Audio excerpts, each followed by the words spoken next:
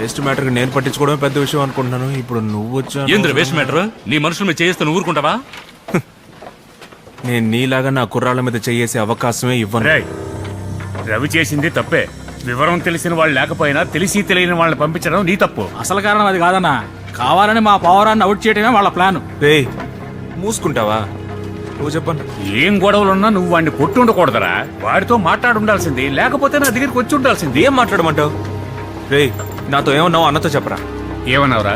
పౌరాలు పెంచడం తెలియదు, బెదిరిస్తున్నారే నాన్న అన్న. నేను పావురాల మధ్య పెరిగినోడిని. నాతో అలా మాట్లాడితే చూస్తూ ఊరుకోమంటావా? అన్నా నీతో అలాంటే నువ్వు చూస్తూ ఊరుకుంటావా? నేనైతే వాడిని అడ్డంగా నరికేసేవాడిని. ఇప్పుడు నేను చేసిన తప్ప నువ్వు అంటే నువ్వేం చెప్పినా సరే నేను వెళ్ళిపోతాను. అన్నా ఇక మీద మారి టోర్నమెంట్ జరపకూడదు అంతే. ఆ విషయం చెప్పడానికరా నేను ఇక్కడ ఉన్నాను. రెండు వైపులా తప్పు ఉంది. నువ్వు ఈ టోర్నమెంట్ నడిపిస్తున్నందువల్లే ఈ గొడవంతా. ఎప్పట్లాగా మారినే ఈ టోర్నమెంట్ జరపనే. అంగీకారంగా ఇద్దరు చేతులు కలుపుకొని ఎవరు పనులు వాళ్ళు చేసుకోండి. వెళ్ళండి. ఏయ్ చెప్తే చెప్పిందరా, లేవరా. చేయి కలుపు. ఏంటో నా అంతా నీ ఇష్టం. ఏంటి మాట్లాడటం